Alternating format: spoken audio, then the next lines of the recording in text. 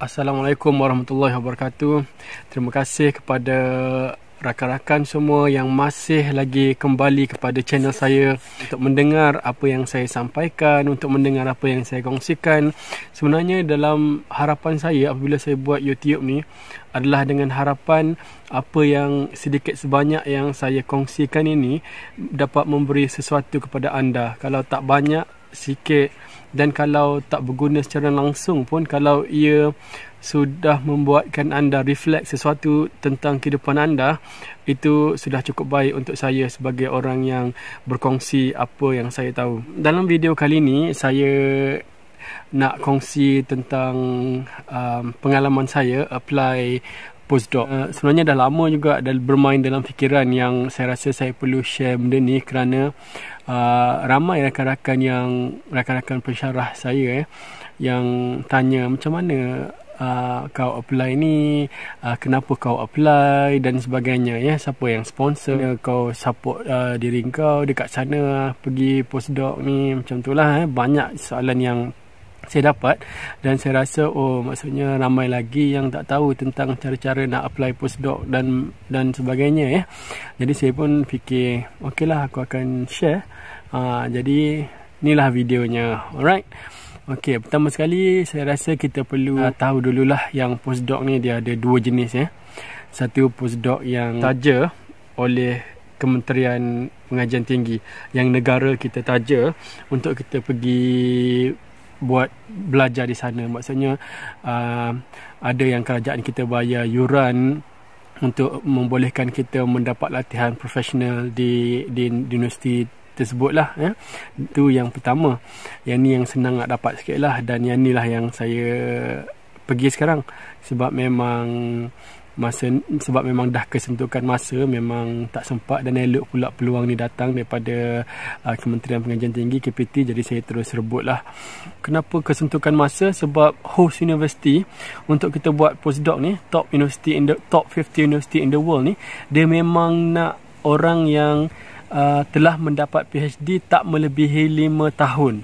Jadi pada tahun 2019, pada tahun aku apply tu, aku dah tahun keempat. So memang dah tak sempat lah. Aku memang tak nak postpone kepada tahun kelima sebab tu adalah tahun terakhir aku. Macam-macam boleh berlaku. Usahakan juga untuk pergi untuk dapatkan offer letter pada tahun keempat lah, supaya kalau berlaku apa-apa di tahun keempat ni, aku masih ada backup plan setahun, tahun akhir di tahun kelima. Alhamdulillah berjaya juga dapat di tahun keempat.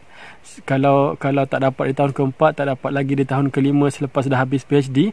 Memang top university in the world ni dia memang tak nak terima orang yang dah dapat PhD lebih daripada 5 tahun. Dalam banyak-banyak universiti yang aku survey, aku rasa dalam 100 lebih universiti yang aku survey, ada universiti saja, universiti dekat Kanada, dia masuk top 50 in the world juga, tapi dia dia kata untuk buat postdoc dengan dia tak melebihi 10 tahun selepas mendapat PhD.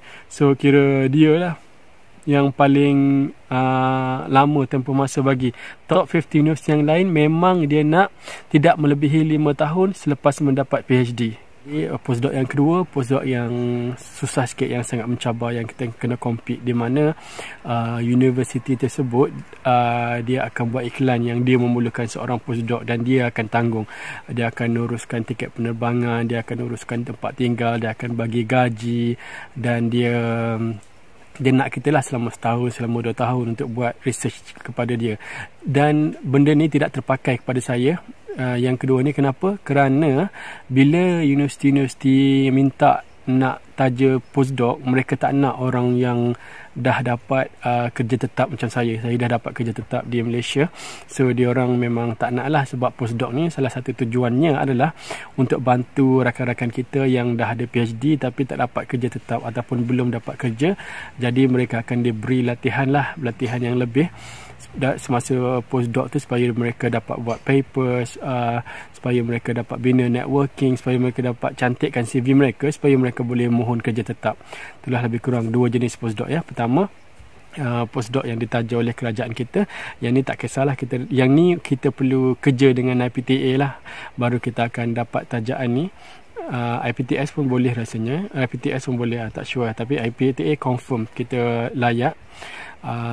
Dan yang kedua, type yang kedua, di mana universiti host universiti tu taja kita menggunakan duit dia lah semua, dan kita perlu buat kerja untuk dia, macam dah bekerja lah juga, cuma kita panggil kita ni sebagai postdoctoral researcher kat sana. Ada nombor staff semua lah, macam staff lah jugalah, kena bayar cukai pendapatan dan sebagainya. Alright. Lepas tu syarat dia untuk ditaja oleh Kementerian Pengajian Tinggi ni, syarat dia tempat yang kita nak pergi tu mestilah 50 universiti terbaik di dunia. Okey, sama ada Times ranking ataupun ada 2 ranking, Times ataupun apa lagi satu Times ataupun Times ranking ataupun lupa. Tapi ada tapi mestilah top 50 university in the world. Times ranking, Times dengan apa Times ada dua ranking tu lah, 2 ranking yang popular tu, Times dengan Times World University Ranking dengan apa dah lupa. Alamak, lagi satu dah lupa. Okay, nanti aku google, lepas tu aku share Lepas tu mestilah top university in the world. Kalau dia bukan top university in the world, subjek yang kau nak belajar tu, bidang yang kau nak belajar tu, mestilah top 50 in the world. Walaupun universiti tu di tangga ke 100, tapi kalaulah bidang tu di tangga ke 50 ke bawah di dunia, kita boleh masih layak lah untuk apply. Contohnya masa aku apply University of Leeds, masa tu ranking dia dalam 96 kot di dunia, 96 dunia. Tapi School of English dia, fakulti bahasa Inggeris dia di tangga ke 34 dunia pada masa tu. Jadi Leeds layak lah untuk ditaja oleh kerajaan kita. Alright, so aku pun apply, dan sebenarnya nak bagi tahu proses apply ni yang susah sebenarnya. Bila kita apply postdoc, kita ingatkan senang tau. Sebab kita memang kita dah ada PhD, publication kita pun dah banyak, dan yang penting kita ditaja oleh kerajaan kita bukannya nak duit host university. Jadi aku rasa macam mungkin agak senang lah dapat. So memang banyaklah try universiti di US, sebab memang aim nak pergi US masa tu. Tapi nasib baik tak pergi US lah, sebab COVID teruk kan. Nasib baiklah pergi ke UK. So Allah dah buat yang terbaik. So memang apply banyak sangat universiti yang aku apply. Aku rasa lebih dalam 100 apply, dan masa tu KPT hanya bagi masa 2 bulan. Dan permohonan pula keluar pada bulan Disember. Dan masa tu bulan Disember tu memang orang putih ni memang dia orang tak bekerja sangat lah bulan Disember tu, sebab dia orang sibuk nak Christmas dan sebagainya. Dan masa tu KPT beri masa, kalau tak silap, 3 bulan untuk dapatkan offer letter kalau nak pergi sambung postdoc ni lah. Dan selepas tu tiba-tiba dia KPT ubah pula tarikh kepada 2 bulan. Alamak, jadi tinggal bulan 12 dengan bulan 1 saja nak kena mohon offer letter ni. Dan biasanya bulan 12 ni orang putih dah tak kerja. Bulan 1 pun dia orang akan start lambat, pertengahan bulan 1 macam tu baru dia orang akan start. Jadi memang mencabar nak dapat offer letter pada masa tu. Dan banyak universiti yang kita apply. Cara kita apply pula, kita memang kena approach potential supervisor kita dulu lah, potential collaborator kita akan email dia, kita tengok senarai nama pensyarah dia, kita tengok siapa yang sama bidang dengan kita, siapa yang sesuai untuk supervise kita, kita kena contact dia. Dan kalau dia dah setuju, barulah dia akan proposekan nama kita kepada school dia, kepada fakulti dia untuk keluarkan offer letter dan sebagainya. Okay, jadi bila aku apply ni memang aku aim US lah, sebab memang nak pergi US. Dan dalam banyak-banyak universiti kat US yang apply, Stanford, Chicago, banyak North Carolina, semua universiti-universiti yang top lah yang aku apply. Sebab memang ingat postdoc ni memang memang nak pergi universiti yang terbaik lah. Sebab sebelum ni buat PhD dekat University of Nottingham dekat England juga, tapi bukanlah orang kata top 10 in the world, bukan, it's only top 100 in the world. So ingat nak pergi yang bagus ni. Tapi sebenarnya memang susah. Pengalaman dengan orang US ni memang kalau dia tak nak kita, dia tak apply terus, dia tak reply terus email kita. So memang sangat susah lah nak dapat. Dan akhirnya aku dapat University of Southern California dekat US masa tu. Masa tu University of Southern California ni ranking ke-23 di dunia. So memang nak pergi ke situ lah, memang nak pergi. Tapi dah dapat. Tapi bila KPT pendekkan kepada 2 bulan tempoh nak bagi offer letter tu, University of Southern California USC ni tak sempat nak keluarkan offer letter. Kalau 3 bulan sempat, jadi terlepas juga USC.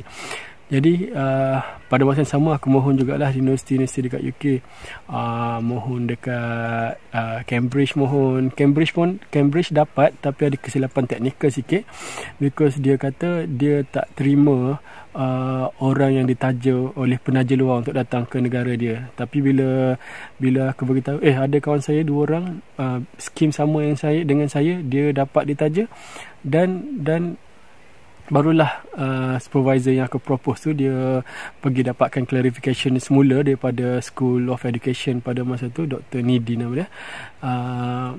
Rupanya bos dia salah bagi maklumat dekat dia, tapi pada masa tu dah terlambat lah. So tak ada rezeki juga nak pergi ke Cambridge. And then banyak apply universiti dekat Warwick, University of Warwick, tapi nak suruh start 2021. Tapi masa tu aku memang dah tak boleh nak start, nak tunggu 2021 sebab sangat risky lah. Aku rasa kalau aku tunggu entahlah, tapi memang aku tak tahu, tapi memang aku rasa aku nak pergi pada tahun 2020 juga, memang tak nak tunggu 2021. So aku tak boleh pergi Warwick lah. So nasib baiklah bila aku mohon University of Leeds memang efisien, walaupun KPT pendekkan masa kepada 2 bulan, memang dia berjaya keluarkan offer letter dan sebagainya. So akhirnya aku end up dekat University of Leeds di West Yorkshire, ya. Sangat cantik West Yorkshire ni, memang tak menyesal lah datang sini. Supervisor pun baik, jadi macam kawan, dan banyak juga opportunity yang dapat lah bila buat postdoc ni, banyak kenal pensyarah-pensyarah dan sebagainya. Okay, so tu cara aku apply, ya. Memang ringkasnya kena contact host kita dulu, daripada universiti yang top 50 in the world ataupun top 50 in the world by subject ranking. Lepas tu kalau supervisor kita tu nak kita, dan barulah dia akan propose nama kita lah. Dan masa kita contact supervisor tu memang kita dah kena bagi brief proposal lah, tajuk apa yang kita nak buat, macam mana kita nak buat research kita tu dan sebagainya. Dalam satu muka surat pun dah cukup je, a brief idea apa yang kita nak buat, supaya supervisor kita tu dapat pertimbangkan lah, dia boleh supervise kita ke tak. Okay, so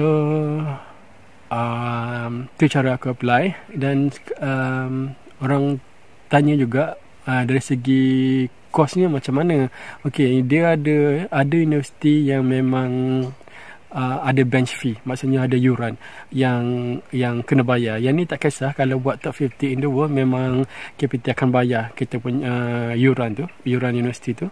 Tapi University of Leeds ni sangat bagus, bila kita nak buat postdoc dengan dia tak perlu bayar yuran, tapi tak perlu bayar apa-apa, dan kita boleh guna library dia, kita boleh access Web of Science, Scopus, boleh guna kemudahan-kemudahan universiti, printing free, pinjam buku dan sebagainya tanpa kita perlu bayar bench fee. Jadi boleh pilih lah sama ada nak pergi universiti yang ada bench fee ataupun universiti yang tak ada bench fee. Dua-dua, ya, applied science ke social science ke, kalau ada bench fee memang KPT masih bayar.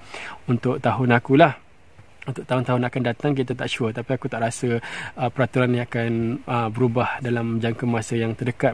Peraturan ni mungkin akan kekal untuk beberapa tahun lagi lah, yang kerajaan akan bayar bench fee. Okey, lepas tu selain kerajaan bayar kita punya yuran, kerajaan juga bayar kita punya tiket pergi balik, dan kerajaan juga bagi allowance bulanan kepada kita, dan gaji kat Malaysia masih jalan gaji kat Malaysia masih jalan macam biasa, gaji basic lah kat Malaysia masih jalan macam biasa, dan pada masa sama kita dapat allowance untuk kita uruskan kehidupan kita di tempat kita belajar tu lah, dan allowance dia cukup lah cukup, jumlah dia cukup untuk survive, dan isteri dan 3 orang anak pula universiti kita yang bagi allowance untuk tanggung depan di negara yang kita pergi tu. Okay, jadi duit cukup lah dengan apa yang kerajaan bagi tu cukup. Dengan apa yang universiti cukup, maksudnya kita dapat duit lagi dekat UK. Macam kita buat PhD dulu, kita dapat duit dekat allowance kita dekat negara yang kita pergi, dan juga kita dapat allowance untuk diri kita dan keluarga kita, dengan syarat kalau UNIZA, dengan syarat dia KPT ni dia memang tajuk kita saja, yang isteri dan anak-anak semua tu adalah budi bicara universiti. Mungkin universiti lain berbeza, tapi UNIZA tanggung kalau pemergian ke postdoc kita tu melebihi setahun. Saya juga nak cerita tentang tempoh masa postdoc. Tempoh masa maksimum yang kita boleh pergi kalau kita pergi dengan tajaan KPT adalah 2 tahun. Dan minimum 6 bulan. Kalau tak silap minimum 6 bulan. Dan yang aku perasan bila aku jumpa orang postdoc kat sini daripada Malaysia juga, kalau dia datang buat postdoc ngam-ngam selama setahun, di resident permit dia tak dibenarkan bekerja. Jadi sebaik jugalah aku memilih untuk datang 3 bulan. Jadi menyebabkan aku datang 3 bulan ni, jadi aku boleh buat kerja part time kalau aku nak buat lah, sebab lebih setahun. Jadi dekat permit tu dia tulis boleh bekerja. Dan untuk orang-orang yang buat postdoc di tempat-tempat yang macam Cambridge, Oxford, London, yang memang orang kata cost of living ni sangat tinggi, so memang dia orang perlu kerja lah sebenarnya. Memang tak cukup sebenarnya duit yang KPT bagi, tapi macam aku cukup sebab memang berjimat cermat jugalah, tak pergi ke jalan dan sebagainya. Dan sebenarnya banyak jugalah import duit Malaysia datang ke bank UK, sebab alang-alang dah sampai ke UK ni memang nak pergi jalan lah kan. Macam sekarang ni weekend, so aku datang ke Wales di kaki Snowdonia lah. Aku tak naik atas sebab aku tak pandai sangat nak drive, so aku pun tak berani nak naik bukit teruk sangat, so aku ronda-ronda dekat kaki Snowdonia je. Snowdonia ni memang sangat cantik lah So mungkin korang nak tahu juga tentang KPI postdoc KPI postdoc ni yang menariknya, bila kita baca dekat KPT tu, perjanjian KPT tu, syarat dia hanyalah perlu melakukan penerbitan yang kita kena acknowledge, yang kita disponsor oleh KPT, dan juga co-author kita mestilah ada dalam paper kita. Maksudnya supervisor kita yang supervise kita kat sini mesti ada nama dia dalam paper tersebut. Dan dia tak bagi tahu 1 ke 2 ke 3 ke 4 ke. So memang menarik lah. Dan dekat University of Leeds pun dia tak bagi tahu dia nak berapa paper. Jadi terpulang sepenuhnya kepada aku sendiri. Jadi sepanjang setahun ni aku target 3 papers dan 1 buku. 3 papers yang memang top papers which aku aim untuk hantar kepada Q1 Journal, dan juga 1 buku lah. So basically aku dah siap, dah setengah tahun aku dekat UK, aku dah siap 2 paper, dan sekarang tengah draft paper yang ketiga. Dah nak siap juga paper ketiga, maybe bukan dah nak siap lah, dalam 50%. Nak sambung minggu depan, nak sambung buat paper yang ketiga. Lepas tu dah siap nak continue buat buku sampai ke hujung tahun ni lah. Hujung tahun ni aku akan balik ke Malaysia. Itu KPI postdoc. Dan kalau korang nak tahu apa-apa lagi tentang postdoc yang aku tak cerita dalam video ni, korang boleh tinggalkan komen dekat ruangan komen di bawah. Nanti aku akan jawab kepada korang, insya-Allah, kalau aku boleh jawab Okay, so aku rasa itu saja perkongsian untuk video kali ni tentang bagaimana aku apply postdoc, dan aku harap adalah something yang berguna untuk korang semua dalam video ni, kalau video ni relevan kepada korang Okay, so terima kasih. Jangan lupa subscribe, dan like dan share dengan kawan-kawan yang mungkin akan mendapat manfaat daripada perkongsian tentang postdoc ni. Alright, bye. Assalamualaikum.